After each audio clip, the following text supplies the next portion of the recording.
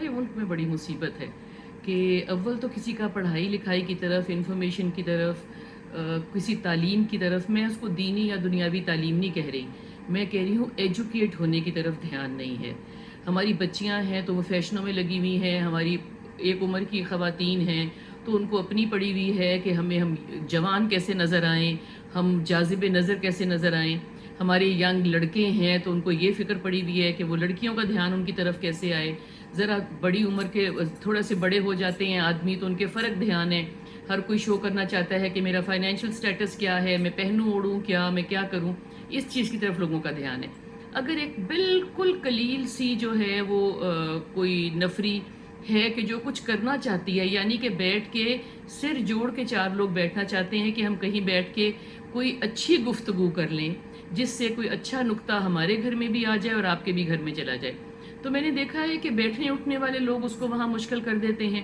آپ کہیں جا کے بیٹھتے ہیں، دیکھیں ہر کسی کے گھر میں بھی اتنی جگہ نہیں ہوتی کہ لوگوں کو اکوموڈیٹ کیا جائے، اور جو ہمارے کچھ گروپس ہوتے ہیں نا، جو ہمارے پڑھائی لکھائی ٹائپ کے گروپس ہوتے ہیں، ہمارے سمجھ لیں ہمارے کوئی پینٹنگ کا گروپ ہے، ہمارا کوئی پوئٹری کا گروپ ہے، ہمارا کوئی لکھنے پڑھنے کا گروپ ہے وغیرہ، تو ہم ہر وقت نہیں چاہتے کہ یہ سارے لوگ ہمارے گھروں میں آئیں جہاں پہ ہمارے بچے بچیاں رہتے ہیں، ہمارے بزرگ رہتے ہیں، تاکہ ایسا نہیں ہے کہ یہ قابل اعتماد قابل اعتبار لوگ نہیں ہیں، مگر وہاں ایک جہاں پیس چاہیے، جہاں کوائٹ چاہیے، جہاں الگ سے جگہ چاہیے، وہ جگہ کئی دفعہ اویلیبل نہیں ہوتی۔ تو باہر یہ مسئلہ ہے کہ کوئی آپ کی رسپیکٹ نہیں کر رہا۔ اگر آپ ہر ریسٹورینٹ میں اب گانے اونچے اونچے لگے ہوتے ہیں یا خبریں لگی ہوتی ہیں، اگر کسی کو سمجھ آ گئی ہے کہ آپ کے علاوہ اور کوئی بھی آیا ہوا نہیں ہے،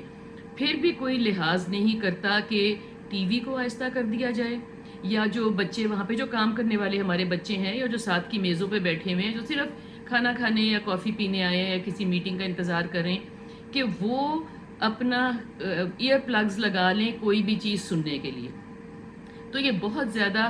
فرسٹریٹنگ اور انوائنگ بات ہو جاتی ہے کہ میں تو کئی دفعہ جہاں بھی جا کے ہم بیٹھتے ہیں دو چار لوگ، تو میں کئی دفعہ دیکھتی ہوں کہ اگر کوئی دور سے انٹرسٹ لے رہا ہے نا، تو میں کہتی ہوں کہ ایسے کریں، اپنی کافی لے کے یا بوتل لے کے یا سینڈوچ لے کے ہمارے پاس ہی آ کے بیٹھ جائیں، اس لیے کہ اللہ کرے گا تو کوئی ہماری اچھی بات ان کے کان میں پڑے گی اور ان کی اچھی بات ہمارے کان میں پڑے گی۔